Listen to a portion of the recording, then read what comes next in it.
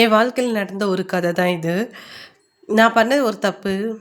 என்ன போலயே எதுக்க இருக்கிறவங்க இருப்பாங்க அப்படின்னு தான் நம்பி, அ நெறையா இழந்திருக்கேன்.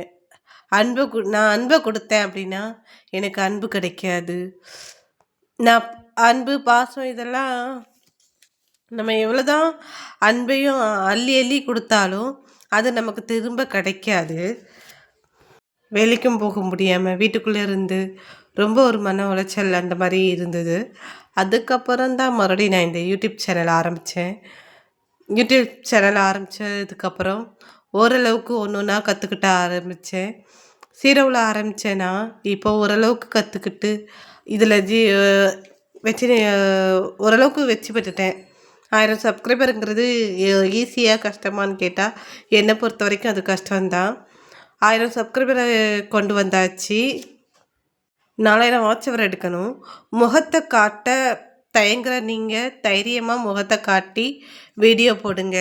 நம்ம முகத்தை காட்டி போடுற வீடியோவுக்கு தான் நமக்கு நல்ல ரீச் கிடைக்கிது. வாய்ஸ் கொடுக்கறதுக்கெலாம் அவ்வளோவா ரீச் கிடைக்க மாட்டேங்குது இந்த யூடியூப்பில். யூடியூப் எல்லாருக்குமே உதவ தான் செய்யும்.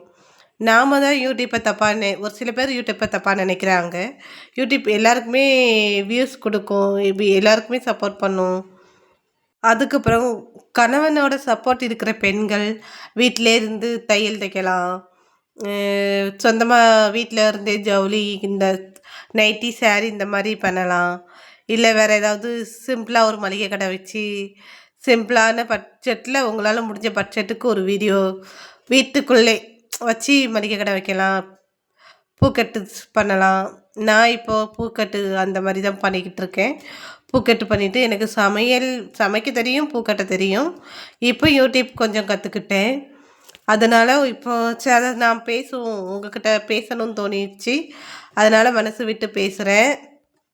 உங்களுக்கு என்ன தெரியும்னு நீங்கள் ஒரு நோட்டு போட்டு எழுதுங்க.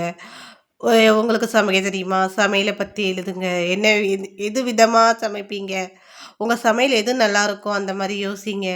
சமையல், தையல், பூ கட்டுறது இந்த மாதிரி ஒவ்வொரு இதாக யோசிச்சு பாருங்கள். உங்களால் எது முடியும்? இல்லை வெளியே போய் வேலைக்கு போய் சம்பாதிக்க முடியுமா? வெளியே போய் சம்பாதிங்க. இல்லைன்னா வீட்டில் இருந்து யூடியூப் ஆரம்பிங்க. யூடியூப்பில் ரன் பண்ணுங்கள். இல்லை நைட்டி இந்த மாதிரி சின்ன சின்ன தொழில் பண்ணுங்கள். எனக்கு எந்த திறமையும் இல்லைன்னு நினச்சி நீங்களா ஒதுங்கி இருக்காதீங்க. ஏன் அப்படின்னா, நானும் ஃபஸ்ட்டு அப்படி தான் இருந்தேன். எனக்கு என்ன தெரியும் அப்படிங்கிற மாதிரி தான் நினச்சேன். அதுக்கப்புறம் இப்போ யூடியூப் நான் ஆரம்பிக்கும்போது சமையல் வீடியோவில் தான் ஆரம்பித்தேன். சமையல் ஆரம்பத்தில் நல்லா தான் எனக்கு ஒரு ரீச் கொடுத்தது. ஒரு 7 நாள் தான் நான் வீடியோ போடலை, எனக்கு நல்லா ரீச் கொடுக்கல. அதுக்கப்புறம் இப்போ காமெடிக்கு நான் ஆக்ஷன் பண்ணி பேசுகிறேன். அப்போது எனக்கு ஆரம்பிக்கும்போது என்னால் என்ன பண்ணணும்னு எனக்கு நம்பிக்கையே இல்லை. இப்போ நான் ஆரம்பித்ததுக்கப்புறம் அந்த காமெடிக்கு ஆக்ஷன் வாயால் அதை நான் கேட்டு 1க்கு 2 தடவை கேட்டு இது பண்ணி அதுக்கப்புறம் ஆக்ஷன் கொடுக்குறேன். எதுக்காகனா, நானும் வீட்டில் இருந்து சம்பாதிக்கணும். என்னால் வீட்டில் இருந்து யூடியூப்லையாவது சம்பாதிக்க முடியுமா அப்படிங்கிற ஒரே நோக்கத்தோடு தான் நான் யூடியூப்பில் ஜெயிக்கணுங்கிற ஒரு நம்பிக்கையில் தான் ஓடிக்கிட்டு இருக்கேன்.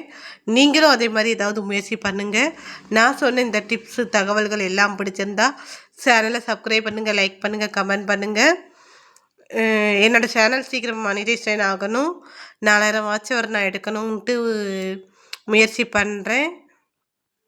என்னோடய சேனல் மானிடைசேஷன் ஆகிடுச்சு அப்படின்னா, இது என்னோடய சம்பாத்தியம், என்னோடய சம்பளம், நான் சம்பாதிச்சது அப்படிங்கிற ஒரு தைரியமும் ஒரு தன்னம்பிக்கையும் எனக்கு கிடைக்குங்கிறதுனால தான் நான் இந்த முயற்சி பண்ணுறேன். நான் இந்த காமெடிக்கு ட்ரை பண்ணி பார்க்கும்போது தான் என்கிட்ட இந்த திறமை இருக்குதுன்னு நான் நம்பினேன். நான் அதுலேயும்